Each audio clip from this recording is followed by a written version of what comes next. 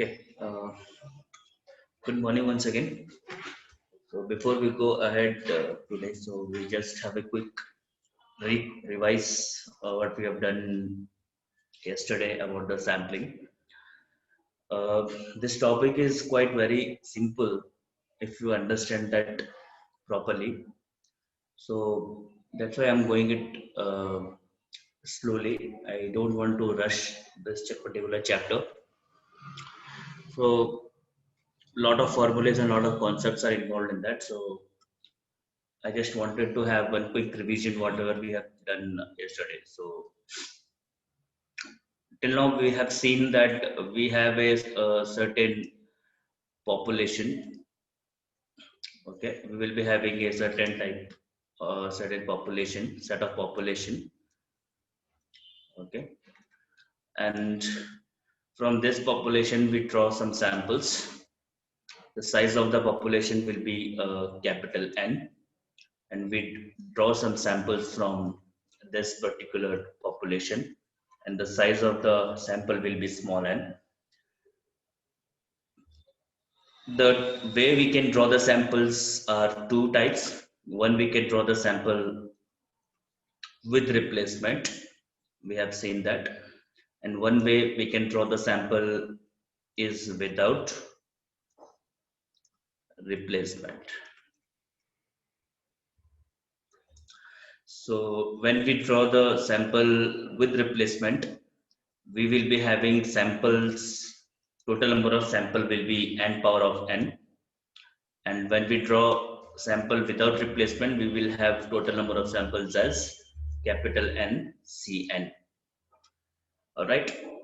Second thing, we have seen that the mean of sample will be same as the mean of population, and the variance of sample will be equal to the variance of the population divided by n. These two things we have seen. In without replacement, mean of sample will be again same as mean of population. We have verified this part, and the variance of sample will be equal to the variance of the population divided by n, and then the only part here is that we multiply with the correction factor, which is capital N minus n divided by capital N minus 1. And if you want to find the standard deviation, we just take the square root here. So this will become sigma by root n, and this will also become sigma by root n here into square root of capital N minus n by n minus 1. And we have seen some problems based on that. So till now we have seen this particular portion. And once again, we will recall our notations very carefully. Whenever we have mu given, it's a mean of population. It's a population mean. When we have mu of x bar, suffix x bar involved here, that is the mean of sample. So we call this as a sample mean. So this particular portion we have seen yesterday. And we have also seen that how we draw the samples with replacement and how we have to draw a sample without replacement. With some examples we have seen. And after that, we have seen one more concept called sampling distribution of mean. So we again quick recall about that. So what do you mean by sampling distribution of mean? So as the word suggests, it's a distribution of the mean. So a distribution of mean of the sample itself. So whatever the samples you have drawn, whatever the samples you have taken from the population, okay, either you take the samples with replacement or without replacement. You know how to do that. For example, we have seen. So for this sample, you will get a pair like this. Whatever the population you have and whatever the size you want to take, if you want to take two size, then this will be one sample size here and one sample size here. So like that, you will get some pairwise samples here. Okay. Then for these samples, again you will calculate the mean. These are the samples. Then you will calculate the mean of each pair. Then you calculate the mean of each pair of samples. Okay. So for the first pair, you will get one particular mean. Then for second pair, you will get another pair of mean, and so on. So this set of mean, which you have calculated, generally represent the sampling distribution of mean. Because it is represented as a distribution, so we also represent that in a tabular form as frequency. So whatever the mean you have, that we will write here, and how many times the mean is repeating in this particular section, that also we will write. So this part we have seen till yesterday. So now we'll go ahead for our next portion. So before I go for the next type of distribution, I want to explain you about central limit theorem. So we have a word called central limit theorem. Okay, we have a word called central limit theorem. We are not proving this theorem, only the statement is important for me. So what this central limit theorem says, any kind of distribution you are dealing with, okay, whenever you have drawn a sample, whenever you have taken the sample from the population, when you take the sample from the population, okay, in our previous examples you have seen that we have taken the sample size 2. We have taken n values, small n values equal to 2, a very small sample size we have taken, and then we have done some calculations. Okay, but the central limit theorem says that whenever you draw a sample from the population, and if you increase the sample size, if you increase the sample size, okay, then if you increase sample size, for example, if you keep on increase the sample size from 2 to let's say 5, then you increase it to 10, and then you go to 20, and you go up to 30, for example. If you keep on increase the sample size, in our case it was not possible because we have taken the example of 2, 3, 6, 8, 11. So the maximum sample size we can go is up to 5. But if you have a large population, you can go up to 30 as well. So, but what the central limit theorem says that if you keep on increase the sample size, okay, then when you plot the mean value, when you plot the mean of sample, okay, that plot or the graph, the plot is exactly or nearly normal distribution. Normal distribution. So what it says that when you have a curve, like you know about the normal distribution, it's a perfect bell-shaped curve. Okay, so when you start taking the plot, and when you start taking the samples, and for each sample, when you calculate the mean, okay, based on the sample size. So if you take sample size 2, then if it start plotting the mean values, okay, for example, we had 2, 3, 4, 5, 6, and we go up to 9.5, for example, in our previous example, it will start plotting the mean values here. So we have got mean 2 also, we have got 2.5 also here. Okay, so how many times the mean value, it will start plotting like this. Okay, so when it start plotting all the mean, because its sample size is 2, it won't look close to normal distribution. But when you increase the sample size to 5, in our case as 5, because we have 5 as a population, and it start plotting the mean for some different instances, then you can see that when you plot that all the means, that mean will look like exactly a normal distribution, like here. So all mean value will lies exactly inside this graph. This is what central limit theorem explains about that. So whenever we deal with a distribution, we always assumes that it is normally distributed. Okay, and we already know about the normal distribution. Whenever you have to find the probability of any normal distribution, we always use the standard normal variate, which is x minus mu by sigma. Okay, but in our case we have mu of x bar given and sigma of x bar given. So this is the formula we will use whenever we want to find the probabilities of any distribution, where mu x bar is the mean of sample and sigma x bar is the standard deviation of the sample.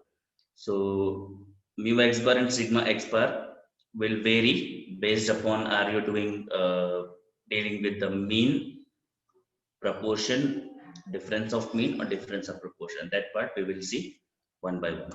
So let us see what central limit theorem statement says. If x bar be the mean of a sample size n taken from the population with mean mu and standard deviation sigma, because it's a normal distribution, whenever the term called normal distribution, then you will get this expression here. You will get this expression here, which is a standard normal variation. Normal distribution and standard normal distribution always goes parallelly. Then we will get z equal to x bar minus mu x bar by sigma x bar. Why I have taken here x bar in place of x, that I will explain you a bit later. But this look like similar to your standard normal variate. Okay, whenever your n tends to infinity, whenever your sample size goes high and high, the distribution looks exactly normal. This is what central limit theorem says. Anyway, in previous class we have seen the sampling distribution of mean. Now we have a sampling distribution of difference of mean.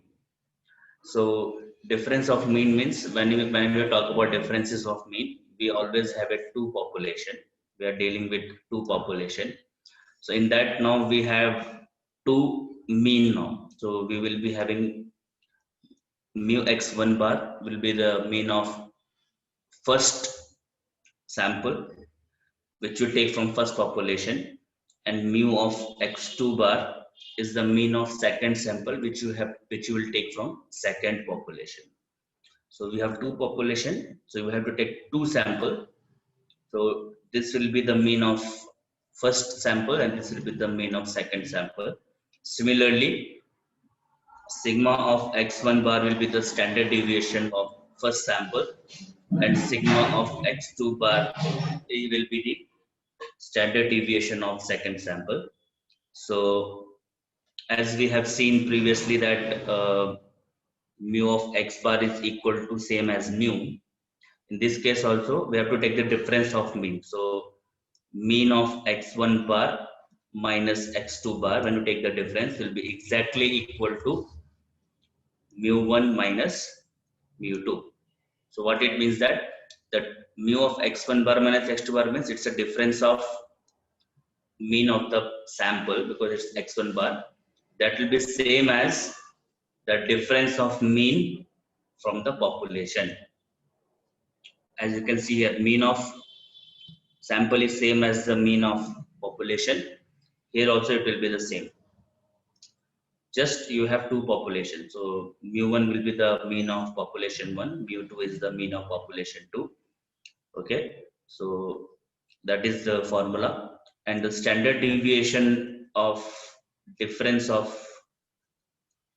two sample will be equal to, that is the formula given as standard deviation of sigma 1 square by n1 plus sigma square 2 by n2, where sigma 1 and sigma 2, sigma 1 square and sigma 2 square is nothing but the variance of the population. RHS terms, here you have all the terms deal with the population, and here I am dealing all the terms with sample, because you have suffix x1 and x2 in this case. So just remember this two formula, that's it. So how to use this formula we will see in the problem. Now sampling distribution of proportion. So for sampling distribution of proportion, as we have sampling distribution of mean, we write that with the mean of like this, x1 bar or whatever may be the x bar only, that is the mean. So when we deal with the proportion, we'll just replace x bar with p here. That is the only difference, because p represents the proportion. So for the sampling distribution of proportion, mean is denoted by mu p and standard deviation is denoted by sigma p. Suffix p denotes proportion, and the formula is straightforward. So here mu p is equal to p itself. So mean of sample of the proportion is equal to the proportion itself, and the standard deviation of the proportion is given as square root of pq by n. And what is the p here? P will be the probability of success. Okay, we have seen this in binomial distribution. So P is the probability of success, then Q will be the probability of failure. So we know how to find P and Q. We will see that in a while. So this is the straightforward formula for proportion. So your mean of proportion is same as the proportion, and standard deviation of the proportion is square root of PQ by n. So kindly note the formula of proportion also. Okay, where P is the probability of success.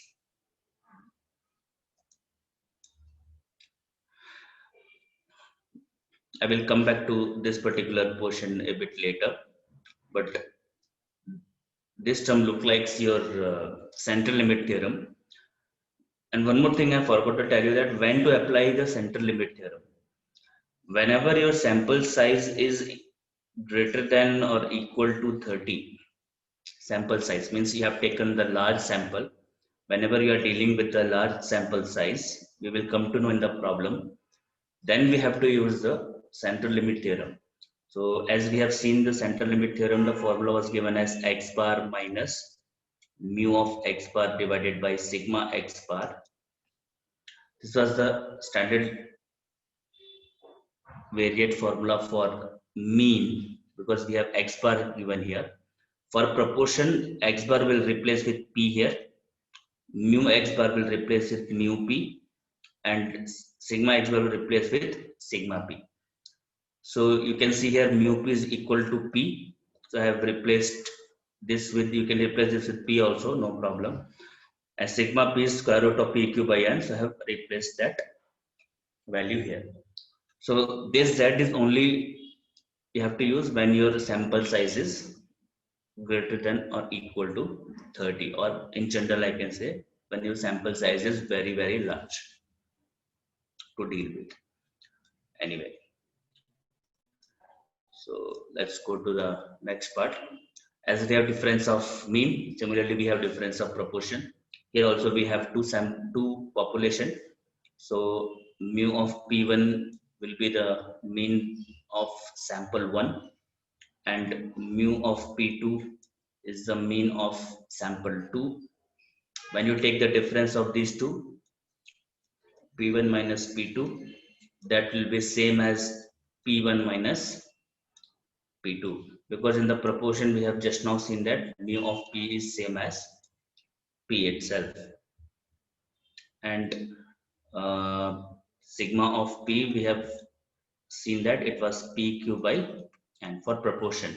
Same thing will applicable for difference also. When mu P1 is, take the difference, we'll get P1 minus P2. And the standard deviation will be square root of P1 Q1 by N1 plus P2 Q2 by N2. Straightforward formula. So only these formulas you have to remember to solve the problems now. So today I'm only dealing with the problems only up to proportion. Difference of mean and difference of proportion, we will do it tomorrow. I don't want to make it more heavier for you to understand. So let us go as slowly as possible. All right. So we'll once again recall all the formulas. Central limit theorem is only applicable for large samples. So here large samples means n should be greater than or equal to 30. I will also consider equal to 30 also as large sample, but in some textbooks they only mention that it should be greater than 30, but doesn't matter. We can see that.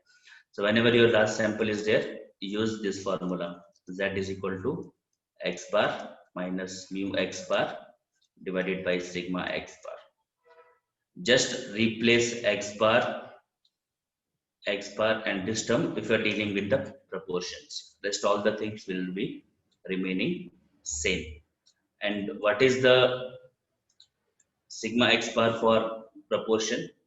Sigma x bar we have just now seen previous class, it was sigma square by n. If we just go back and I will show you. Here, you can see for whenever you do the sampling with replacement, you have sigma square x bar is equal to sigma square by n. So when you take square root this side, you will get sigma by root n. So only this particular term will go in the denominator of central limit theorem here.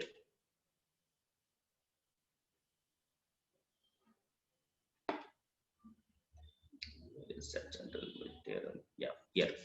So just replace sigma by root n here. So this formula will also change to x bar minus mu of x bar divided by sigma by root n. That this portion I have not included in this formula because sigma of x bar will change according to its proportion and difference of proportion and so on. So I have just kept this in general. But anyway, so let us quickly see some examples and then we'll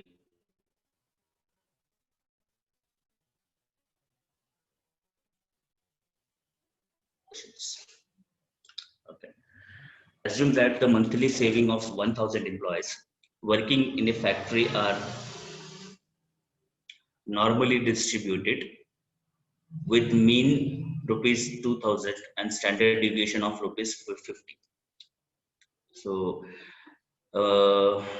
1,000 employees working in a factory are normally distributed with mean 2,000 and standard deviation 50. Okay.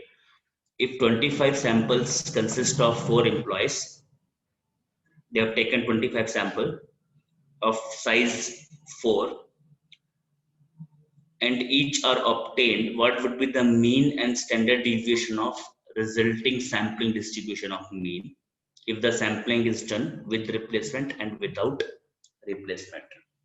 All right. So what is the term given here? Here we can see your capital N value is 1,000. What is capital N value? Size of population. So there are 1,000 employees. There are 1,000 employees. So this will be your size of population. So N value is 1,000. What is the size of sample? 25 samples they have taken anyway, but size is 4. So small n value will be 4, not 25. Next, they have given the mean and standard deviation also, but they have given the mean and standard deviation of population, so not for the sample. So mu will be 2000, okay, rupees 2000, and standard deviation is rupees 50 here.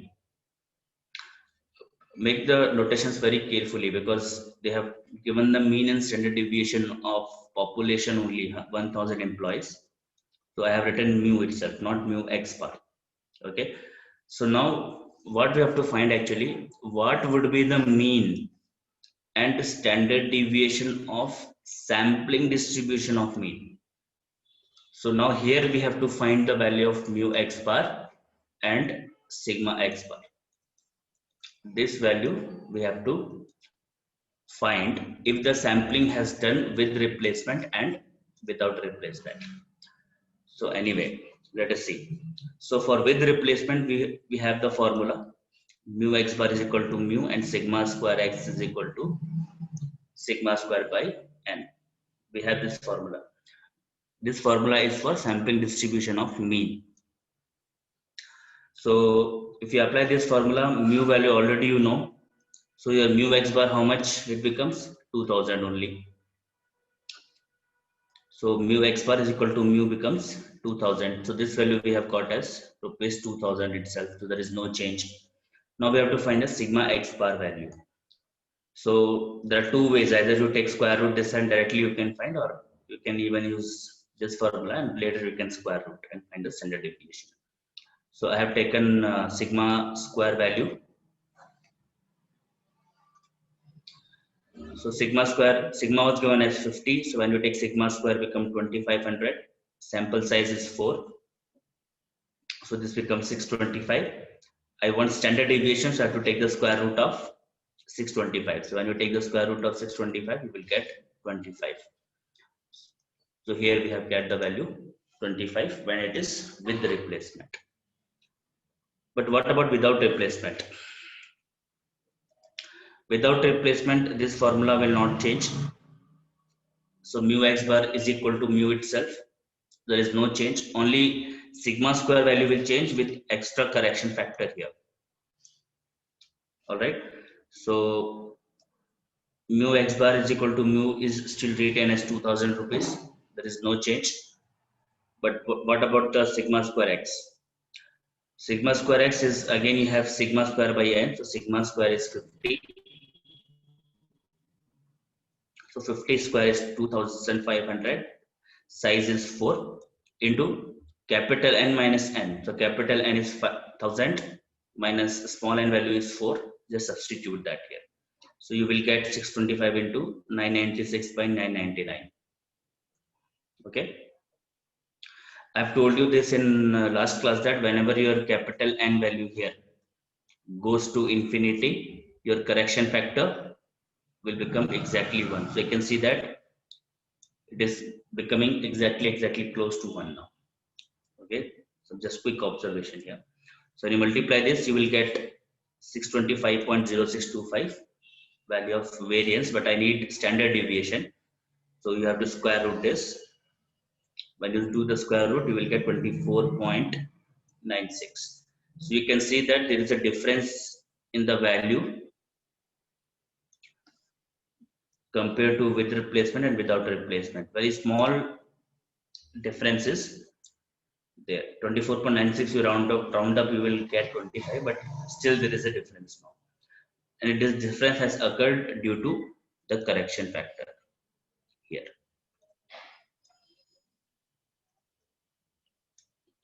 Because of this correction factor only, your difference of standard deviation value you can see in this case. Anyway, any doubt in this set particular problem?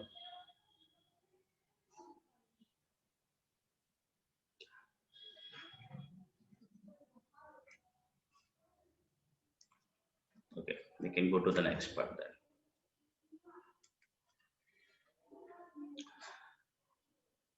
Yeah, see this. The weight of 1500 ball bearings are normally distributed are normally distributed. Very, very carefully they have used the word, with the mean 635 gram and standard deviation of 1.36 gram. If 300 sample of size 36 are drawn from the population, which population? 1500. This is the population size. So 300 sample has been taken out from this 1500 ball bearing. So we have to find the mean and standard deviation of sampling distribution of mean. If the sampling is done with replacement and without replacement, one part.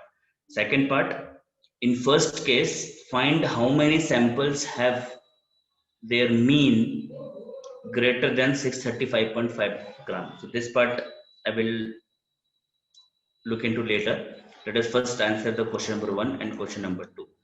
So before we answer this question, let us given term we will write first. So we have capital N value given as 1500, that is size of the population. We have size of sample given as 36. We have mean of population given as 635 grams. We have standard deviation given as 1.36. This is the given term. So whenever we do the sampling with replacement, we know that your mu of x bar is same as mu. So it means this value will be retained as 635,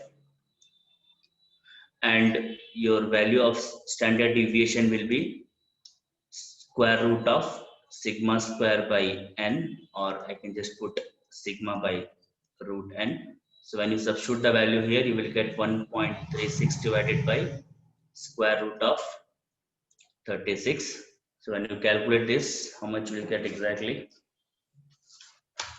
So 1.36 by 6, 1.36 by. So you are getting exactly 0.2266. This is for with replacement. So you have calculated the mean and standard deviation for with replacement. For without replacement,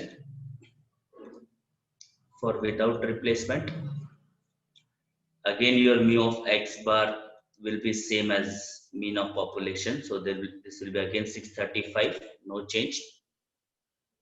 The only change in the formula of standard deviation is that you will be getting sigma by root n multiplied with square root of n minus n by capital N minus 1. The correction factor you will get extra. So just substitute the value, you will get 1.36.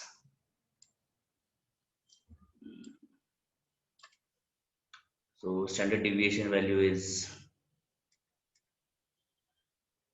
1.36 divided by square root of 36 into square root of 1500 minus 36 divided by 1500 minus 1.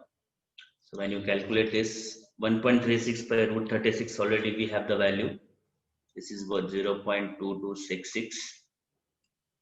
Just multiply this with square root of 1500 minus 36 will be 1464, right?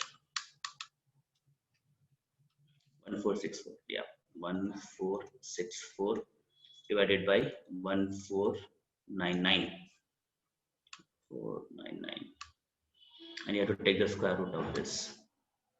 So this is coming around 0.2266 into 0.9882. So multiply this with 0.2266. So I'm getting approximately 0.224. So now you can see there is a difference in the standard deviation. Here it was 0.2266 and here we have 0.224. So this is the value of mean and standard deviation when you have done the sampling with replacement or without replacement.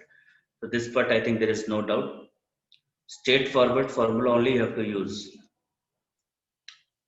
This formula is only you have to use directly.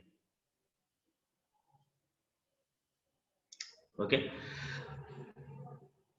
So let's go to the third question. In first case means with replacement case they are talking about. Find how many samples have their mean greater than 635.5. Okay. So what they're telling here is that when we have sampling done with replacement, when we have done the sampling with the replacement, because they're talking about the first case, we have to find that how many samples. So how many samples out of how many samples they have taken? 300. How many samples out of 300 have their mean? So I will denote this mean with x bar, because they are not talking about the sample mean, overall mean they are talking about. So that mean I will denote with x bar is greater than 635.5 gram. This is what we have to find. So basically what I'm finding here, I have to find the probability of x bar greater than 635.5. Okay. And if you can see here, your sample size is greater than or equal to 30. And we are dealing with the probability. So whenever your sample size is more, it will become a normal distribution. So I will write that part here. Since n value is greater than or equal to 30, or in bracket I will write that it is large, then the distribution is normal.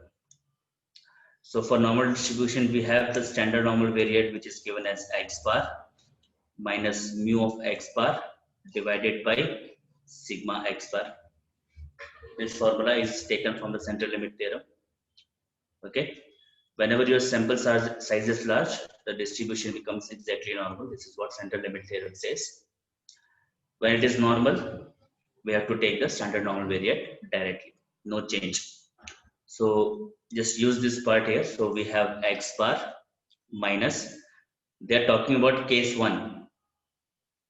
So in case 1, we have got the value of mu x bar as 635, right? And we have got the value of sigma x bar as 0.2266. This two value we have got already for case 1. Just substitute here. So this will be 635 divided by 0.2266. What about the x bar? Because here you have x bar, that is mean, but you have to calculate z now. So what you have to do, as we have done in the normal distribution, so if x bar is equal to 635.5, what is z value? Z value will become 635.5 minus 635 divided by 0.2266. So we'll quickly calculate that.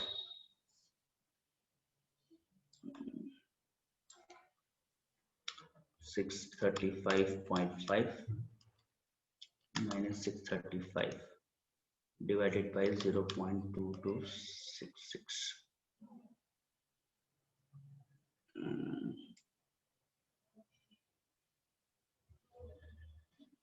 635 minus 635 divided by 0.2266. Okay, I'm getting this value as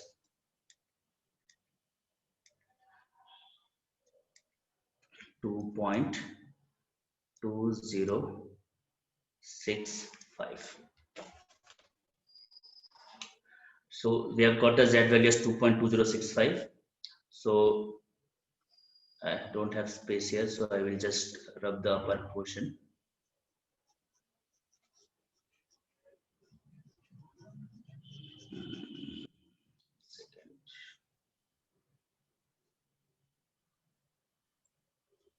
All right. So now your probability of X bar greater than 635.5 will now get converted in terms of Z. So this will be equivalent to find Z greater than 2.2065. So this part we have to calculate. So roughly you have to draw the normal distribution and check where this area lies down. So 2.20 will be somewhere here. 2.2065 somewhere here, and you want greater than value. So you want this particular value. So this particular value means the entire area, which is 0.5. Then you have to subtract this set of area, which is area of 2.2065.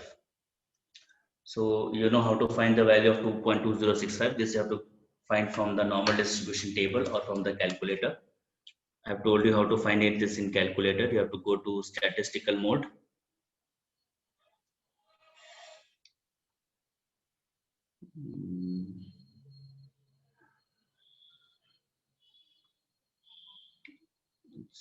Distribution. So shift distribution.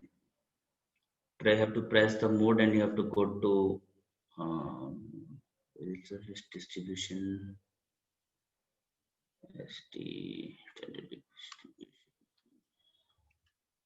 2.2065. 2.2065. So this value will be 0.5 minus 0.4863. So this value, this particular value you have to find from the calculator or from the normal distribution. I have already told you that you have to go to the mode. Then you have to go to the stat and then press AC. When you press AC, you can see in display you have stat button. Then you have to press shift and you check where on which button you have the word called DISTR. So press that particular number. So when you press shift plus distribution, you can see some options called P bracket, Q bracket, and so on. So you have to use Q bracket. So just put the Q bracket, this particular value, you will get 0.4863. Okay. So when you subtract this from, so I'm getting the value 0.01367. So how many samples you get? How many samples you will get? You have to just multiply this with 300 because they're asking total number of sample. Okay. So therefore, how many samples have the mean? So the total number of samples have their mean greater than 635.5 is 300 into 0.01367. So how much this will be?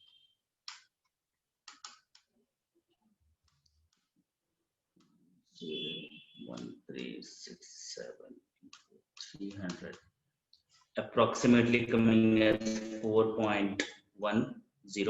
So approximately we can write that 4 samples.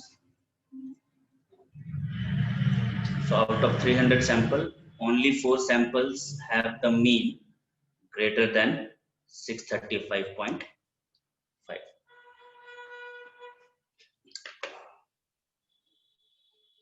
Any doubt in this problem, please let me know.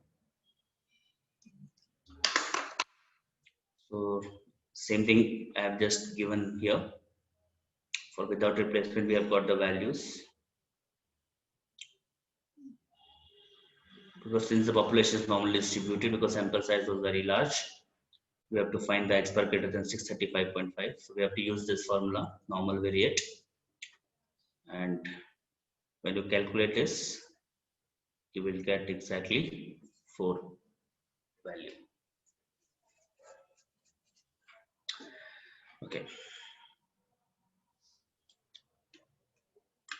What's the time now? 10:36. The last problem now. If 1 gallon can of paint covers on an average 513 square feet with standard deviation of 31.5 feet, what is probability that the mean area covered by a sample of 40 of these 1 gallon can will be anywhere from 510 to 520 square feet? Okay. There is a 1 gallon can of paint which covers on an average of 513 square feet area. Okay, and standard deviation is 31.5 feet. They are asking us to find the probability that the mean area, that is x bar, of this sample of 40 sample they have taken is covered between 510 to 520 square feet. So first we will write whatever the given terms we have. In this case, the population size is not known, but n value is known. Sample size value is known. Sample size is 40. Mean of population they have given, that is 513 square feet on an average. Standard deviation is 31.5. We have to find the probability. Okay. So basically, what we have to find here, we have to find the probability of. One sec.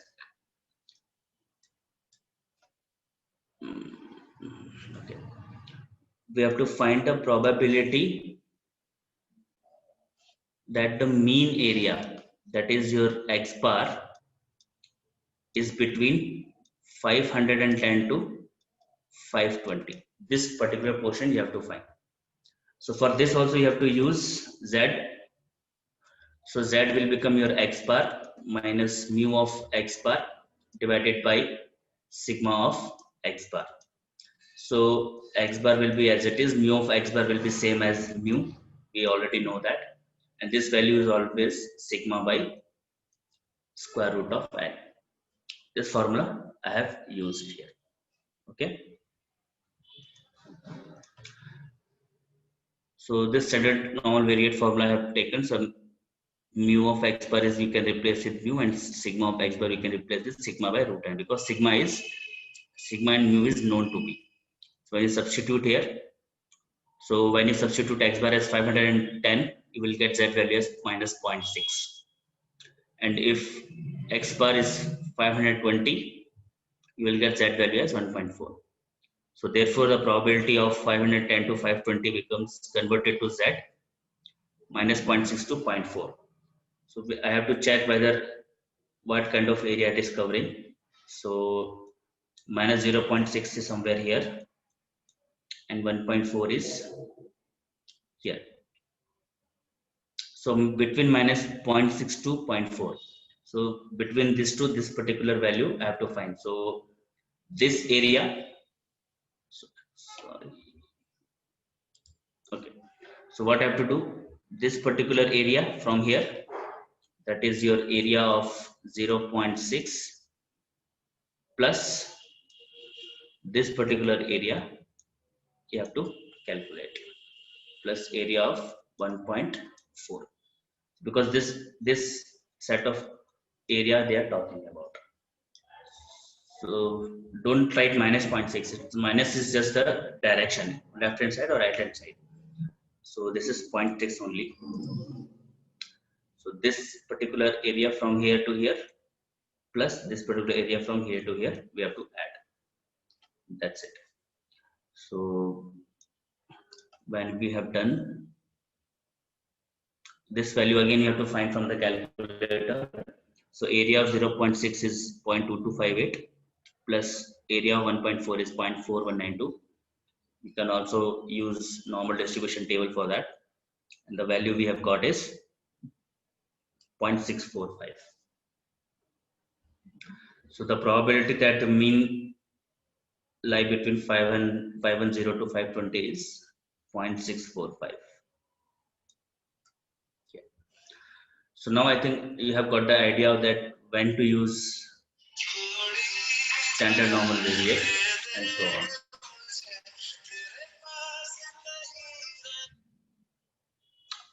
Give me a moment.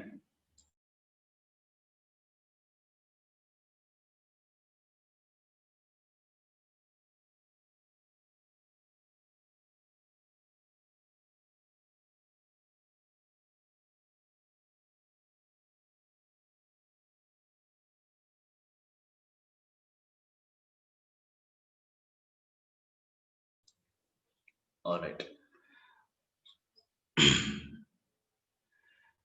This problem I will leave it as a homework, or we can see this problem tomorrow. So today we have covered all the problems on sampling distribution of mean. Proportions I have not done yet. We will do the problems on proportion, difference of mean and difference of proportion tomorrow. So tomorrow your half of the portion of this chapter will be get completed. Okay. So if any doubt is there, please